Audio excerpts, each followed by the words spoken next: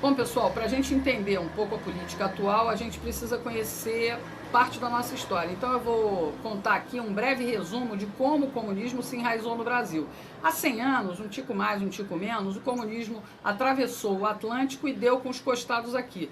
Atingiu em cheio intelectuais como Jorge Amado, Graciliano Ramos, Mário de Andrade, Pagu, Portinari, Carlos Drummond de Andrade, Oscar Niemeyer, o arquiteto, Tarsila do Amaral e o psiquiatra Osório César. Ah, pessoal, essa lista é enorme. Jornalistas e escritores sofreram uma forte influência do blá, blá, blá da Revolução do Proletariado, que a turma lá da Rússia difundia na vizinhança, gente que contaminava o ambiente cultural na Europa. Aqui a gente só macaqueava esses intelectuais. Os anos 20 foram frenéticos e a primeira ação concreta de difusão dessas ideias veio com a Semana de Arte Moderna de 1922. Revolução estética na literatura, artes plásticas, música com Villa-Lobos, arquitetura com Niemeyer e psiquiatria. Os modernistas diziam que o Brasil precisava ter identidade própria nas artes. O negócio era romper com os clássicos. Claro, isso tudo trouxe mudanças comportamentais.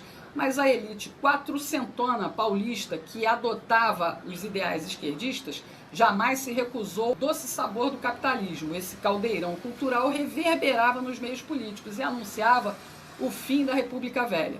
As oligarquias paulista e mineira que se revezavam no poder desde o golpe contra o Império para a proclamação da República. Eles enfrentaram diversos movimentos revolucionários, como a Guerra de Canudos, no Nordeste, contestado no Sul, as revoltas da chibata e da vacina no Rio de Janeiro, e os anarquistas e comunistas começavam a fazer barulho em São Paulo. Em 1922 também, aqueles artistas intelectuais se filiaram ao PCB, Partido Comunista do Brasil. Em 1929, a Bolsa de Valores de Nova York quebrou, justo quando o mundo mal se recuperava da Primeira Guerra Mundial. A economia do Brasil, essencialmente agrícola, foi para o ralo. Os preços despencaram. O café, nosso maior produto de exportação, encalhou nas fazendas. O povo, especialmente imigrantes que substituíam escravos, deixaram o campo em busca de novas oportunidades. A indústria paulista estava só começando. História é uma coisa fantástica, pessoal. Essa turbulência atingiu o exército. O movimento tenentista queria mudanças e, liderado por Getúlio Vargas, derrubou a República Velha. Entre um levante ali e outro aqui, as forças militares que apoiavam o tenente Getúlio Vargas prevaleceram. De 1930 até 1945, vivemos a ditadura Vargas, período violento dos governos militares. Getúlio era carismático, populista e mão de ferro. Copiou políticas sociais implantadas por dois importantes líderes europeus. A mão do Estado instituiu o controle social. A CLT, consolidação das leis trabalhistas, foi copiada da Carta do Lavoro, do Mussolini. Ganhamos a classe trabalhadora e os sindicatos. Deu no que deu décadas depois. Do Hitler, o Getúlio copiou o controle da cultura e da comunicação. O DIP, Departamento de Imprensa e Propaganda, ditava o que a imprensa podia e não podia falar. A Rádio Nacional unificava a linguagem e Getúlio passou a ser conhecido em todo o país. Culto à personalidade.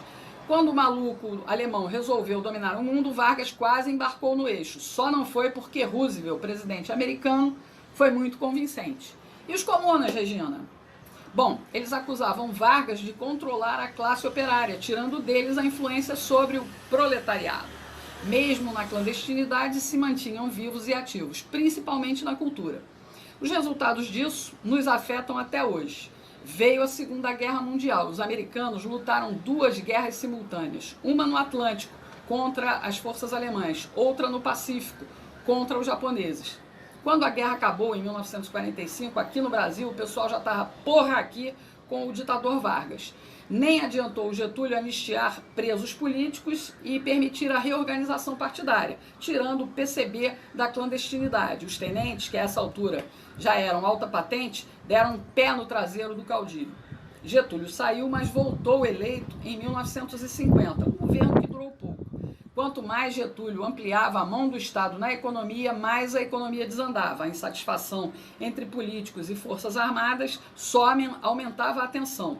O atentado ao jornalista e ex-comunista Carlos Lacerda precipitou o fim do segundo governo Vargas. Getúlio saiu da vida para entrar na história com um tiro no próprio peito. E os comunistas, Regina? Sempre ali, na figura de herdeiros políticos de Vargas.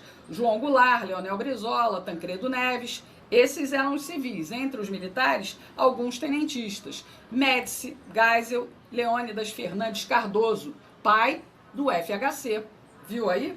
Bom, em 1955, o Brasil elegeu o megalomaníaco Juscelino Kubitschek, que prometeu avançar 50 anos em 5, construindo Brasília, a capital dos sonhos de qualquer governo comunista, bem longe do povo. Projeto dos arquitetos Lúcio Costa e Oscar Niemeyer, comunista.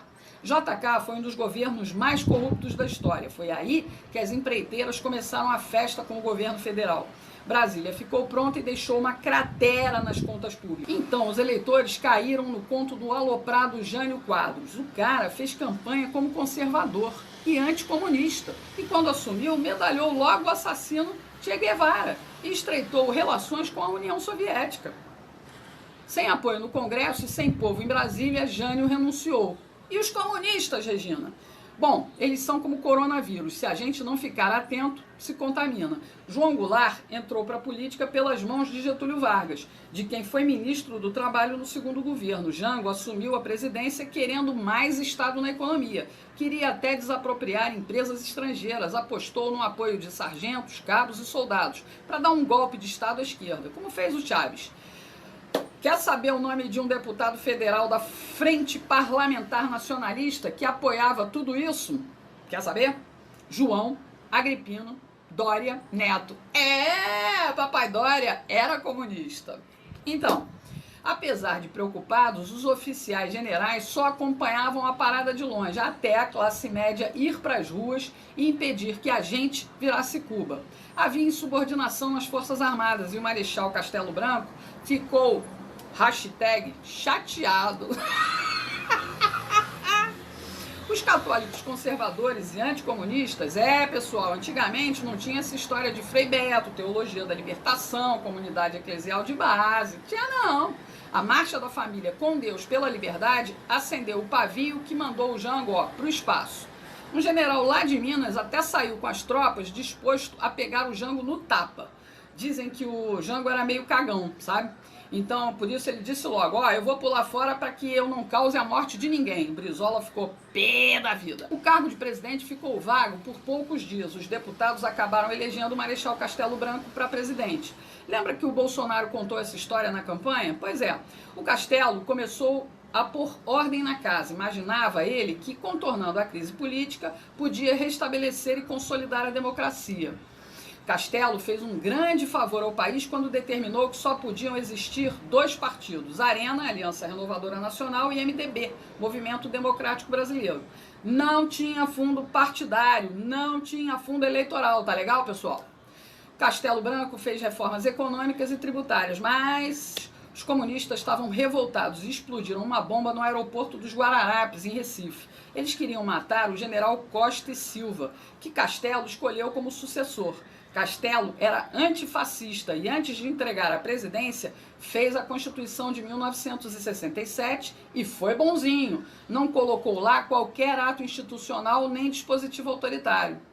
Costa e Silva, ao contrário, tinha um viés mais autoritário e endureceu o governo. Fez isso porque os comunistas estavam tocando terror no Brasil. Queriam derrubar o governo na amarra para transformar isso aqui numa ditadura do proletariado. Os caras eram violentos. Tiro, porrada e bomba, além de sequestros e assaltos. Ainda matavam os próprios companheiros quando desconfiavam de traição. Isso encheu o saco do Costa e Silva, que acabou decretando o AI-5. Ele fechou o Congresso Nacional, cassou mandatos, inclusive o pai do Dória, e reprimiu legal os comunistas. Costa e Silva teve um AVC e não terminou o mandato. Uma junta militar indicou o general Médici para o cargo. Apesar de ter sido o período de maior repressão aos terroristas, com prisão e enfrentamento tático de guerrilha, que matou um monte de comunistas, Médici reabriu o Congresso e não cassou ninguém. Dá para desconfiar, não dá não? No início da década de 70, o mundo fervia na área cultural. A partir das ruas de Paris, tomadas pelos estudantes em maio de 1968, houve uma revolução social global, uma inversão de valores morais, ruptura política entre conservadores e liberais e econômica entre comunismo e capitalismo. Cortina de ferro dividindo o mundo. O Brasil tinha censura, mas não impedia festivais de música, não impedia a criatividade. Chico, Caetano, Gil e muitos outros ganharam fama e muito dinheiro nessa época. E as universidades já estavam a todo vapor mesmo, pessoal. A maconha já rolava nos campos. Uma abelha me contou que foi uma ideia, uma tática do general Golbery Couto e Silva. Ele achava que deixando os universitários fumando maconha ia afastar eles do terrorismo. E a gente viu no que deu. A droga saiu dos meios acadêmicos e foi disseminada entre as famílias mais pobres nas favelas. A origem da criminalidade forte está aí, ó. Médici queria é que as coisas se acalmassem para a esquerda assumir sem violência. Enquanto isso, a juventude classe média ficava sendo catequizada por professores esquerdistas. Os militares criaram tantas estatais nessa época, pessoal, que fizeram um milagre econômico, que mexeu com o consumo dos brasileiros. Muita gente comprou, então, TV, geladeira, carro e até casa própria, através do BNH, Banco Nacional de Habitação. Minha Casa Minha Vida, pessoal, perto dos imóveis de antigamente, é tudo barraco, da pior espécie, é tapera. O Médici levou fama de carrasco porque a comunistada estava no exílio e não suportava ver o desenvolvimento do país, ainda que fosse sob controle estatal. Os comunas que ficaram aqui peitaram o governo com ataques violentos de guerrilha. Médici pretendia resolver tudo e devolver para os civis, mas comunista é uma raça desgraçada. Médici indicou Geisel, que foi tenentista como ele. Os dois, inclusive, apoiaram a posse do Jango. Esse pessoal Oliva é muito azeitado, não é mesmo? Geisel foi eleito pelo Colégio Eleitoral do Congresso e o alemão foi quem deu o início ao processo de abertura política. Ele sabia que a mídia, a cultura e o ensino já estavam esquerdizados, então a transição ia ser fácil. Enfim, Geisel se aproximou da República Popular da China, reconheceu a independência de Angola pelos comunistas, fez acordo nuclear com a Alemanha e até deu fim ao AI-5. Por tudo isso, ele bateu de frente com oficiais linha dura, que não queriam de maneira nenhuma devolver o país nas mãos dos comunistas. Geisel venceu a queda de braço e impôs João Figueiredo como sucessor. Ele sabia que Figueiredo só queria cuidar de cavalo e cumpriria a ordem de fazer a abertura ampla, geral e restrita. Com tudo pronto, foi só os comunistas do exílio voltarem. A esquerda no poder seria facilmente o próximo passo, mas de forma lenta e gradual, para que a gente nem sentisse tanto. Enquanto isso, o maior pelego de todos os tempos estava sendo gestado lá no sindicalismo. Nossa esquerda aprendeu a agir sem tanta pressa. Aturamos o Sarney, pessoal, por 5 longos anos, em troca de uma Constituição social-democrata, nome bonito para esconder a ação nefasta da esquerda comunista. Na cultura, a música brasileira já apresentava os resultados dessa esquerdização, definhando em conteúdo e em qualidade. O ensino foi banalizado e nos transformou em idiotas úteis. A imprensa e a televisão foram nos reeducando. Sem perceber, fomos renegando a família, a pátria e Deus. Tudo em nome de justiça social. Bem devagarinho, para que a gente não sentisse nada e não tivesse forças para reagir.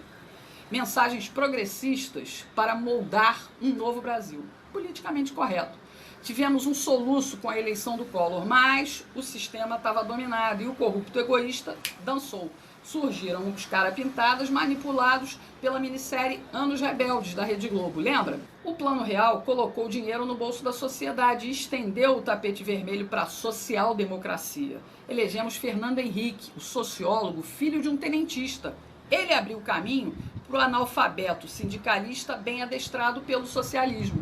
Lula instaurou a supremacia da estrela vermelha, onde empresários corruptos alimentavam políticos corruptos. Políticas populistas fecharam os olhos do proletariado. O governo finalmente dita regras sociais sem qualquer contestação. De novo, a política personalista em ação. Hoje, na música popular, Marcelo D2, Anitta, Ludmilla estimulam o consumo de drogas. A ideologia de gênero é cantada em prosa e verso pelo desafinado Pablo Vittar. lixo cultural. A gente engole isso toda hora. Começamos a dar sinais de reação quando votamos em Jair Bolsonaro para a presidência da República. Mas o estrago da ideologização política, pessoal, continua atrapalhando.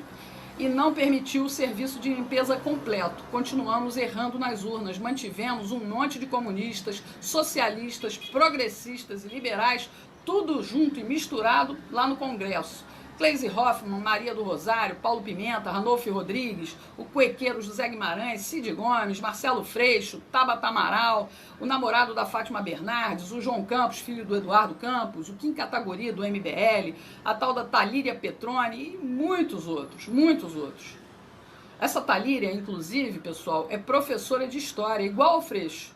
Depois que o secretário de Cultura do governo conservador de Bolsonaro fez a cagada de gravar um vídeo com estética nazi, a esquerda aproveitou para juntar mais um xingamento contra nós conservadores. Agora, além de fascistas, viramos nazista na boca dessa gentalha comunista.